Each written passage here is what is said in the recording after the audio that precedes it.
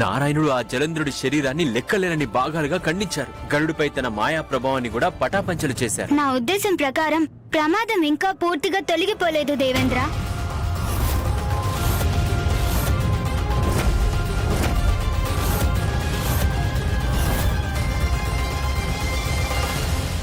గణపతి మీరే చూడండి, మనం ప్రత్యక్షంగా చూశాం కదా. అక్కడ చూడండి, జలంధ్రుడి శరీర భాగాలు అనేక భాగాలుగా ఖండించబడి భూమిపై పడి ఉంది. ప్రమాదం సమసిపోయింది, అతడు అంతమైపోయాడు. కాని తమ్ముడు, జలంధ్రుడు అంతం కావాల్సింది నాన్నగారి చేతో కదా, మరి ఇదెలా సంభవించింది?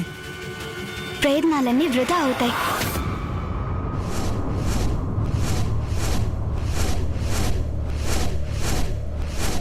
గరుక్మంతా, మనం బయలుదేరాల్సిన సమయం ఆసన్నమైంది. ఇంకా మనం ఇక్కడ ఉండాల్సిన అవసరం ఎంత మాత్రం లేదు.